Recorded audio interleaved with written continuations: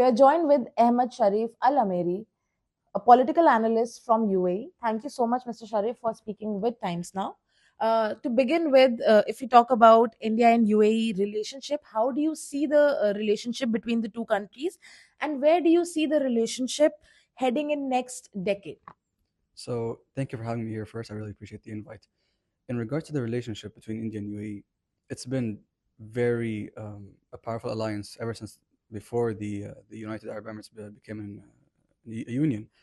We've had trade first of all, and afterwards the Indian community helped build the UAE. So we have over 40 million Indian expatriates here, and it's a blessing to have them here because really they have been part of the success story of the UAE.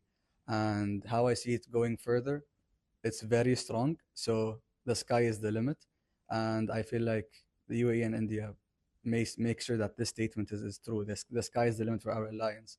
And there's hopefully more things to come. The India UAE CEPA has boosted trade and investment between the two countries. Which sectors do you believe hold greatest potential for future collaboration, and how can tourism further strengthen bilateral ties?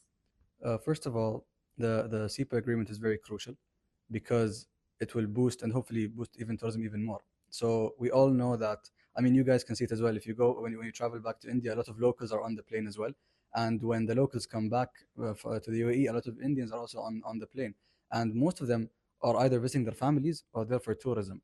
And tourism wise, only one thing can change. It will go even stronger, heavier, because the more people visit the UAE and the more UAE people visit India, that also strengthens the agreement. It makes sure that the agreement is solidified. And one term that we always use in politics, it's legitimacy.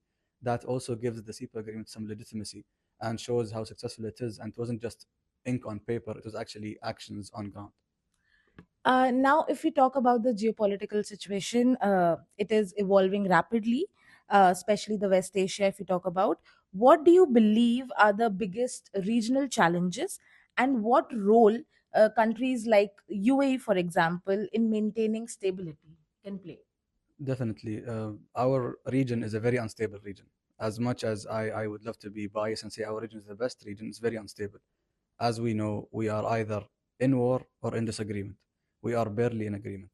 And the region, hopefully, I want to say it should be stable, but seeing that there are so many, organizations that are trying to destabilize the region, we should make sure that we can always be one unit together to make sure that we can destabilize the destabilizers. In addition, the region needs peace. It needs peace talks. And in my opinion, I I see that in my humble opinion, the UAE is the best mediator. If it wasn't the UAE, I also see India as a very decent mediator as well, because we see Prime Minister Narendra Modi's talks usually. He's a peacemaker. So is Sheikh Mohammed bin Zayed. So I humbly think that we can see peace if we can bring it to the table now. Now that you have talked about mediation, Pakistan has played a role of negotiator between US and Iran to resolve the West Asia situation. Do you think India missed an opportunity to play a more proactive role, or does New Delhi's strategic approach reflect a different long term vision? Well, I'm glad you asked this question because I don't really think that India missed an opportunity because Prime Minister Narendra Modi and their strategy from New Delhi is smarter than allowing them to miss an opportunity. Plus, you can also see that Pakistan tried to mediate. We can't say it was a big success, but then again, I can't put any other country in their shoes at the same time because maybe India has a different approach, UAE has a different approach, other countries can have different approaches. In the end, I don't think India missed an opportunity. I think that they could have another opportunity to mediate. Doesn't have to be for this exact war, but I am sure that if India is the mediator on a table, they will leave other people leave the room in peace. They won't leave in war. So I'll end that question with that. Lastly, at a time when the shipping route, if we talk about, and the energy exports in Strait of Hormuz have been severely affected, can UAE provide an alternate route to countries? Definitely, we always had alternative routes. It's just that the Strait of Hormuz is a choke point for for maritime. And when we had the Strait of Hormuz as a choke point, we'd utilize it.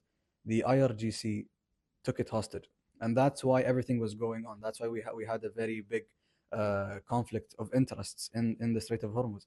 But as soon as we had the conflict of interest, our visionary leadership had this brilliant idea of having alternative routes, whether it was through Fujairah, whether it was through other maritime routes. At the same time, yes, there is definitely alternative routes. It's just a matter of time when we start fully including them in the main routing strategy. But for now, of course, Strait of Hormuz has an importance. I don't want to deny that. But at the same time, the UAE has always made sure that it has a plan B, C, D up until Z. We always have other plans. And just because plan A didn't work doesn't mean plan B is less. It could be plan B could even be better. So I want to say we wait and see, but at the same time, the UAE is never a country that stays still. We always think of develop. We never underdevelop.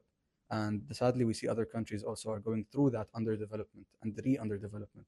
So even India as well, it's going through a very good developmental phase now, especially through Prime Minister Narendra Modi. And we strive together, we succeed together. That's been the case in the UAE from the beginning, and really, I really appreciate how we've been such a brotherly countries with a very strong bond. Thank you again for speaking with Times Now. I am Shafali Nigam reporting from UAE.